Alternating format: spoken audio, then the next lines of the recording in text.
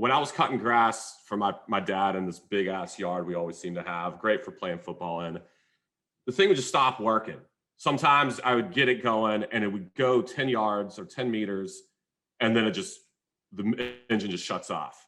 So I had to go through this mental checklist of things that I kind of just had to figure out how to get this going. Maybe I needed to prime the gas a little bit. Maybe it was out of gas.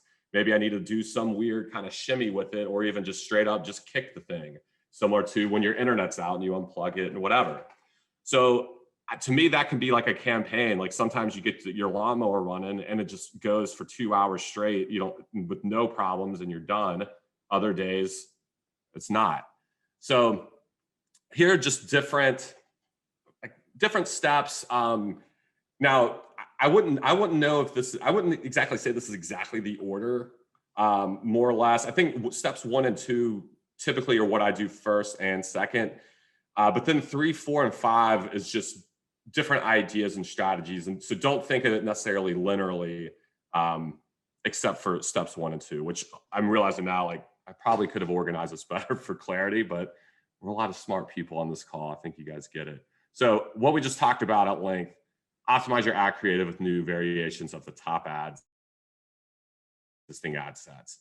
If, let's say, you've got an ad set that's been working well, it's been on cruise control, and then the CPL is declining, and you've already done a lot of ad optimizations, a lot of times all I'll do is just duplicate. Just straight duplicate it, start it again with the top ads, and then pause the ads at the ad level from the old one. Because sometimes the algorithm might get stuck in one particular like pocket of your target audience, and we call it a reboot. It just reboots, maybe gets into a fresh section of the people you're trying to reach. The second, or rather the next one, would be doing the same thing, but then if you haven't had interest expansion on, try that out. I've heard with e-com, I think that can get mixed results, or maybe some people don't use it. But that is something we've experimented with and seen some success with it. And it's just a way to, again, shake up the algorithm a little bit, because my assumption is that when it starts to sputter out, it's because it's, I don't know, limited in some way, or just maybe doesn't know where else. It kind of finds itself back into a corner, that corner being you not getting the leads at a good cost that you want to see. So just different ways to kind of get that algorithm out moving and refreshed. Yeah, and just to comment or to add a little to that, the algorithm, it's also dynamic, right? So people warm up in new interests all the time, and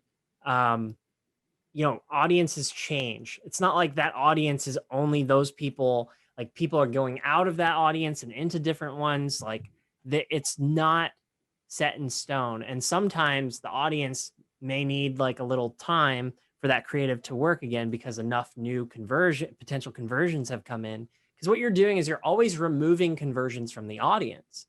So the number of people who are going to convert in that audience is by definition getting smaller. And that's why, as ads run for longer, usually the cost per conversion will go up. Facebook calls this the breakdown effect. It's important to remember. And a lot of times the easiest way to get past the breakdown effect is to just duplicate and reboot the ad set, and then Facebook can suddenly find more conversions again. It is an old lawnmower in that sense. Just like, it's running wrong. Yeah, it's like, I know this thing can work and should work. No, that's a great analogy. I never thought of it like that, Brandon, where it's like, okay, it's going down a path, it's collecting conversions, and then that's now less conversions that you kind of are qualified or are able to get without some of these steps. So this fourth one, we did talk about broad targeting, using that even from the get-go. From the get-go of even like a brand new ad account, brand new pixel, that is a viable strategy at the beginning.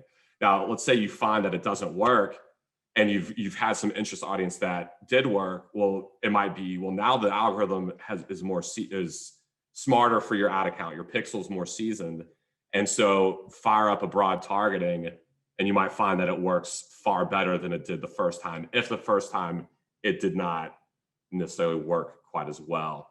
And then lastly, I saw an article, I think Stacked Marketer talked about this. There was somebody who did like a $10,000 test between 7-day click view and 1-day click view.